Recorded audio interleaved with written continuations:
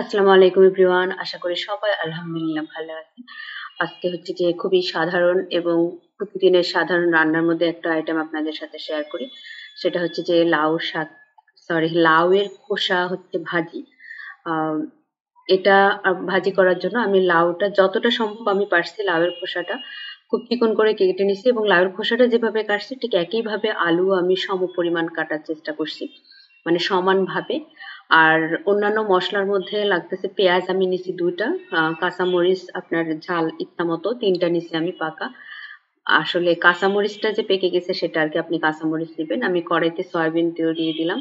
Sorry, আজকে আমি ভাজিটা সরিষার তেল দিয়ে করব। সরিষার তেল দিছি সেখানে পেঁয়াজ আর হচ্ছে যে মরিচটা একটু ভেজে নিব।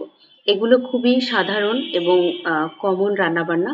কিন্তু আমার মনে হয় যে প্রতিদিন সাধারণ রান্নাবান্নার মধ্যে যদি আমরা একটু সেভ করতে চাই বা অপব্যয়টা একটু কম করতে চাই তাহলে আমার মনে হয় যে এই আইটেমগুলো যোগ করলে খাবারের স্বাদের যেমন তারতম্য আসে, প্লাস হচ্ছে যে অনেক কিছু সেভও করা যায়। তো আমি একদম পেঁয়াজ আর মরিচটা লাল লাল করে ভেজে নেইনি, শুধুমাত্র সেদ্ধ হয়েছে এই অবস্থায় যে কেটে রাখা লাউয়ের খোসা আর আলু আমি কিন্তু মানে আলু যতটুকু নিছি আর লাউয়ের খোসাটার পরিমাণ সমান ছিল, সেটা ভালোভাবে ধুয়ে ওই মরিচ আর পেঁয়াজের মধ্যে দিয়ে দিলাম। এবার এখানে যে শুকনো মশলা বলতে শুধুমাত্র ভাজা জিরার গুঁড়া আর হচ্ছে স্বাদ মতো লবণ আর সামান্য একটু হলুদ দিব। এই হচ্ছে শুকনা মরিচ, শুকনো মসলা। আর এখানে কোনো কিছুই ব্যবহার করব না। এখন জাস্ট সবগুলো একসাথে মিক্স করে দিব।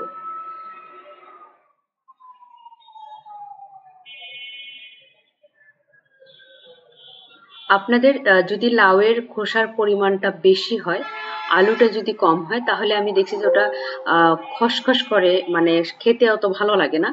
কিন্তু আলুটা যদি সমপরিমাণ হয় এবং কাটাটার বিষয়টাও আমি হয়তোবা আরো চিকন হতো, যতটা চিকন হয় এটা তত স্বাদ হয় ভালো, মানে ততটা খেতে ভালো লাগে।